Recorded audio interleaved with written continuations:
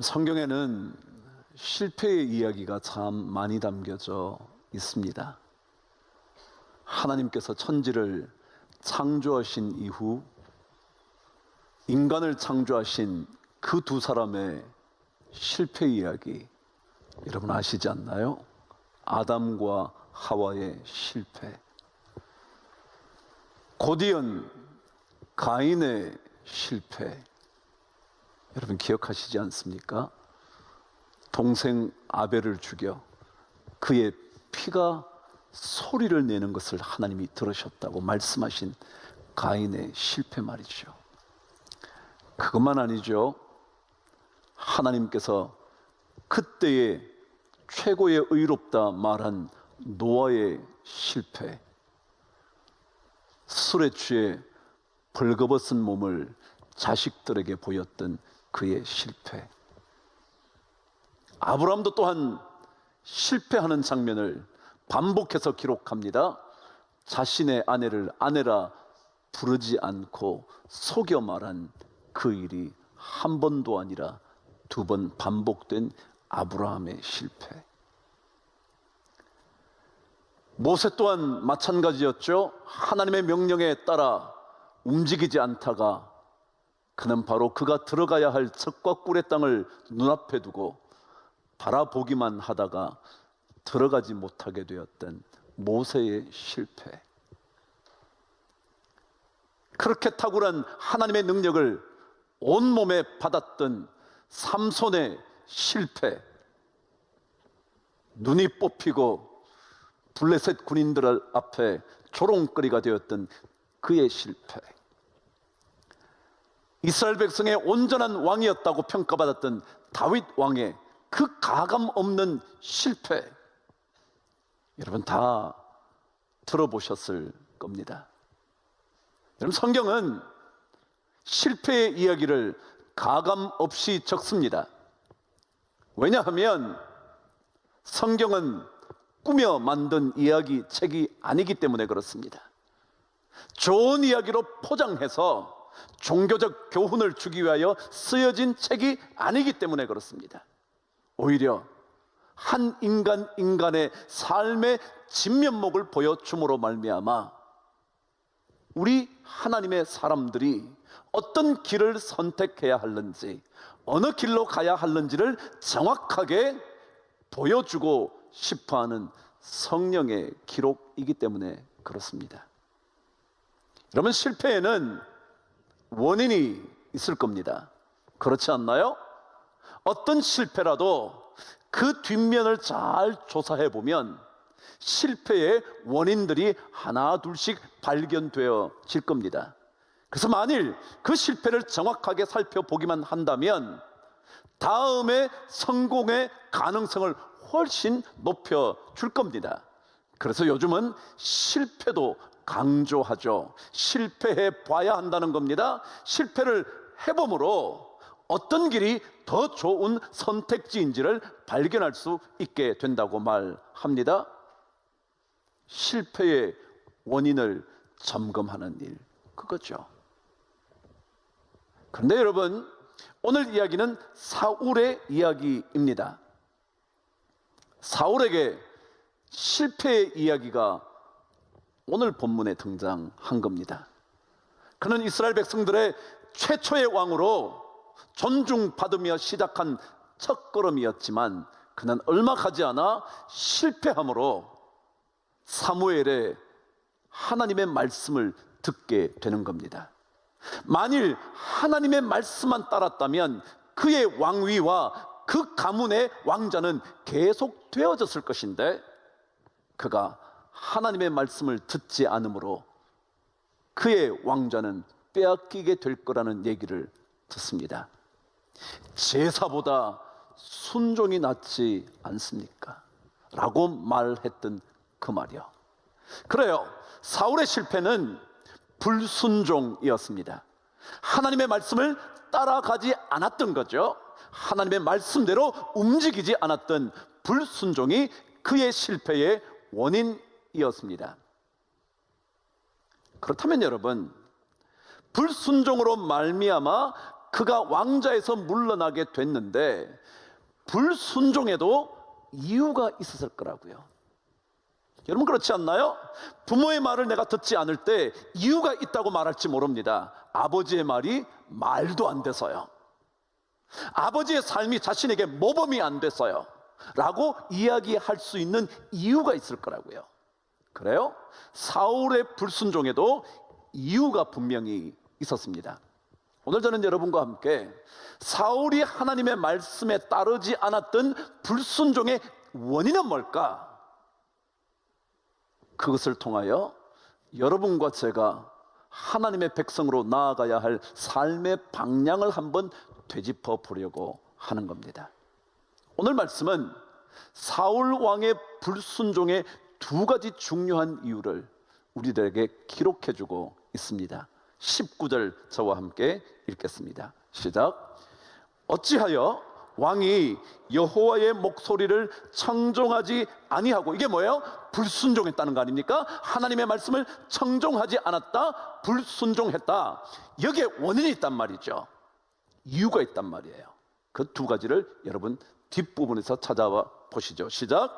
탈취하기에만 급하여 여호와께서 악하게 여기시는 일을 행하였나이까. 그랬습니다. 두 가지요. 첫 번째는 오늘 말씀은 이렇게 말합니다. 탈취하기에만 이라는 단어를 기록하며 사울 왕의 불순종의 원인을 지적합니다. 탈취하기에만 그랬습니다. 이런 탈취라는 낱말의 뜻은 이런 뜻이라 그럽니다. 전쟁에서 승리하게 됨으로 말미암아 얻어오게 된 많은 전리품과 노략물로 인하여 기뻐하는 것, 그것을 탈취라 그랬다 그럽니다. 탈취라는 낱말에는 뭐가 있느냐면요, 전리품을 가져옴에 따른 기쁨, 이게 탈취라는 의미에 담겨져 있다는 겁니다. 말하자면 하나님의 말씀에 순종하지 않는 이유가 뭐냐 하면 탈취한 것들이 많아짐으로 인하여 내 안에 기쁨이 가득해지기 시작하면서 하나님을 따라가지 않았다, 그런 겁니다. 좀 더 쉽게 말하자면 무언가 내가 얻어내음으로 말미암아 기쁨이 자꾸 생겨요. 무언가 내 삶에 점점 더 넉넉해지는 것으로 말미암아 내 삶이 즐거워져요. 즐거운 잔치를 하게 돼요. 그러다가 누구를 잃느냐면 하나님을 잃어버린다는 것입니다. 또다시 말하면 여러분과 저의 능력으로 말미암아 무언가를 얻어냈어요. 성공함으로써 내가 무언가를 가지게 됐어요. 실패가 아니라 성공의 성공을 거듭하다가 점점 더 내 안에 불어나게 되는 그 무언가를 인하여 내가 자꾸 기뻐하게 돼요. 그러다 보면 어느새 하나님의 말씀을 듣지 않게 된다는 거예요. 그렇지 않나요? 우리가 삶의 무언가가 자꾸 나로 말미암아 생겨나기 시작하면, 나의 어떤 능력으로 말미암아 무언가가 점점 더 부하게 되어지고 풍요로워지기 시작하면 그것에 즐거워하다가 우리는 하나님의 말씀을 놓쳐버리는 거예요. 왜요? 하나님 말씀 따르지 않아도 내 삶의 풍족함으로 인한 즐거움이 차고 넘치는 거예요. 기쁨이 점점 더 풍성해진다고 느끼기 때문에 그런 거죠. 그래서 하나님을 거부하는 겁니다. 인간은 알게 모르게요, 기쁨을 얻으려고 몸부림칩니다. 누군가에게 기쁨을 얻으려고 합니다. 아니, 그것을 통하여 내가 기쁨을 얻으려고 합니다. 어떤 일을 통하여서도 기쁨을 얻으려고 합니다. 좋은 일입니다. 그런데 문제는 그 기쁨에 점점 더 빠져들어가기 시작하면 오늘 말씀처럼 탈취하기에만이라는 단어처럼 그 기쁨에만 자꾸 빠져들어가기 시작하면 하나님이 없어도 되는 겁니다. 하나님의 말씀을 들을 필요가 없는 겁니다. 왜요? 성공으로 인하여, 나의 승리로 인하여 전리품이 점점 더 늘어가는 겁니다. 가져오게 된 것이 풍성해지는 겁니다. 남들에게 구차하게 손을 벌리지 않아도 됩니다. 심지어 하나님께 구하지 않아도 내 삶에 넉넉한 것들이 많아지는 겁니다. 그러니까 그 기쁨에 빠지기 시작하면 우리는 하나님 그분의 음성에 순종하지 않게 됩니다. 인간은 그런 존재입니다. 내가 무언가 내 능력으로 무언가를 이루어내어 점점 더 많아지기 시작하면 그것이 주는 기쁨에 취하기 시작합니다. 도취되기 시작합니다. 그래서 마침내 하나님은 필요 없는 겁니다. 탈취물로 인한 기쁨. 신앙인에게도 이런 기쁨을 쫓아가는 사람이 많습니다.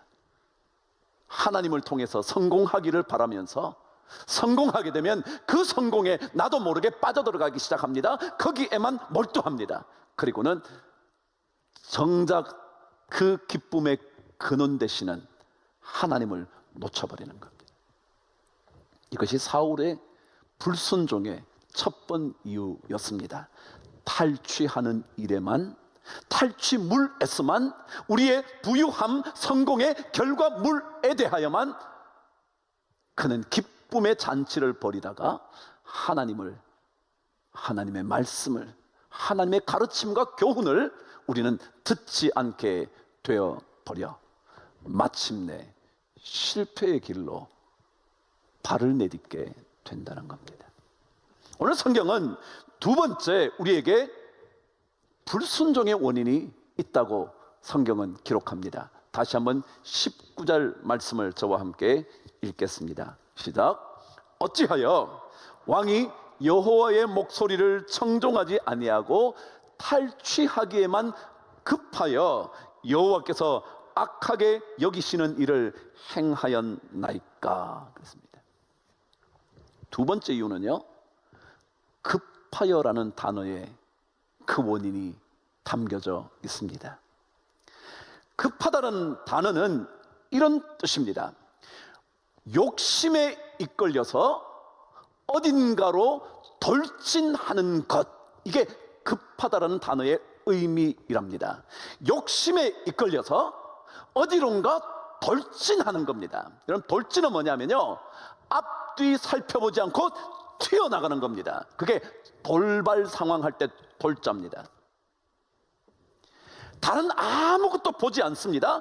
그것만 봅니다. 뭘 보냐면 욕심을 가진 그것에만 몰두하고 뛰어나가는 겁니다. 그러니 다른 것을 볼 필요 있겠어요? 좌우를 고민할 필요가 있겠습니까? 앞뒤를 고민할 필요가 있겠습니까? 사람과의 관계를 고민할 필요가 있겠습니까? 그 욕심에 따라서 지금 돌진해 나가는데 다른 것들이 아무것도 필요하지 않습니다. 그러니까 욕심 때문에 우리는 우리의 모든 것, 심지어 하나님의 말씀을 새까맣게 잊어버리는 겁니다. 욕심이 나를 이끌기 시작하면, 욕심에 빠져들기 시작하면, 탐욕에 우리의 삶을 몰입하기 시작하면 그 욕심과 탐욕의 덫이 우리를 완전히 덮어버립니다. 그리고 아무것도 보지 않습니다. 삶이 만일 욕심에 이끌려 돌진하는 인생이 되고 나면 그 어떤 것도 고민하지 않습니다. 그렇지 않나요? 돈을 버는 일에 욕심을 부리기 시작하면요, 다른 어떤 것도 바라보지 않습니다. 옳고 그름도 고민하지 않습니다. 관계의 무너짐도 생각하지 않습니다. 왜냐하면 이미 욕심에 이끌려 그는 돌진하고 있기 때문에 그렇습니다. 우리 인생은요, 진짜 중요한 것이 무엇인지 고민해 볼 필요가 있거든요. 근데 한번 유혹의 덫에 빠지고 나면 아무것도 안 보이는 겁니다. 다른 것에 에너지를 쏟을 겨를이 없고 여유가 없습니다. 그것만이 자신의 최고의 목표가 됩니다. 사울이 그랬습니다. 멋진 물건들이 있습니다. 멋진 소와 양떼들이 즐비합니다. 그것을 보다가 저것들을 가지면 우리에게 엄청난 군량미가 될 수도 있고 군비를 마련할 수도 있고 모든 것에 넉넉할 것이라는 그 욕심에 빠져들고 나니까 하나님께서 저 죄인 아말렉을 한 사람도 남겨두지 않고 진멸하라는 말씀을 생각할 겨를조차 없습니다. 그가 비록 나중에 핑계처럼 이렇게 말을 했다 하더라도 말입니다, 우리 이거 좋은 것 하나님께 드리려고 했습니다 라고 변명하지만 이미 하나님께서 그의 마음속을 감찰하셔서 그것이 아니라는 것, 욕심에 이끌려 그는 이미 하나님을 잊어버린 채 돌진하고 있었다는 것 아신 거죠.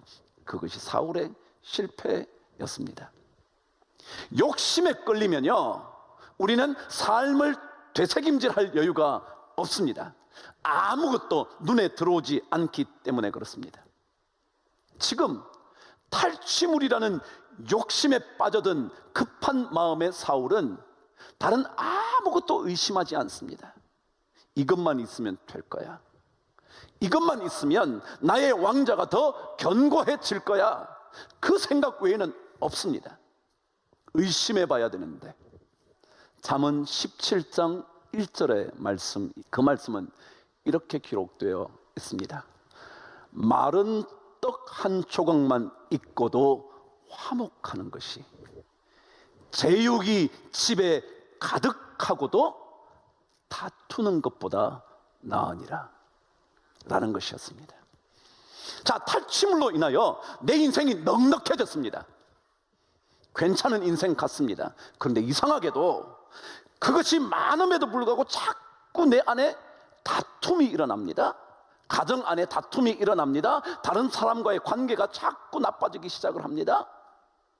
그것보다 비록 마른 떡 한 조각밖에는 없지만 화목한 삶을, 평안의 삶을 사는 것이 훨씬 좋다. 자, 그러면 나에게 무언가 굉장히 많은 이것이 진짜 내 삶에 기쁨과 평안을 주는지 의심해 봐야 된다는 겁니다. 근데 우리는 의심 안 하는 겁니다. 이것만 있으면 이 욕심에 덫에 이미 사로잡혀서 아무것도 고민하지 않는 겁니다. 이것만 있으면 되는데 뭘 하나님이 왜 필요하겠습니까? 욕심에 이끌려 돌진하기 시작하면 우리는 그 결과를 곱씹어 볼 여유가 없습니다. 이것이 가져오게 될 엄청난 결과, 그 엄청난 실패를 생각해 볼 겨를이 없습니다. 자, 그렇다면 오늘 결론입니다. 그렇다면 탈취하기에 급급해서 탈취물을 얻음으로 기쁨의 잔치가 자꾸 내 삶에 벌어질 때 문제가 뭐길래 이걸 하지 말라 그러는 걸까? 뭐가 문제일까? 오늘 성경 17절은 그 이유를 이렇게 설명을 합니다. 저와 함께 읽어보시죠. 사무엘이 이르되 왕이 스스로 작게 여길 그때에 이스라엘 지파의 머리가 되지 아니하셨나이까. 무슨 얘기냐면 탈취물로 인하여 내 인생이 굉장히 기쁨의 잔치로 날마다 이어지고 있다고 생각하게 되면 무슨 문제가 생기냐면 그때 사람들은 자기도 모르게 내가 괜찮은 존재구나, 스스로를 높이기 시작한다는 겁니다. 사울의 성공은 어디에서 시작되었느냐 하면 스스로 자기를 작게 여길 때 성공이 왔답니다.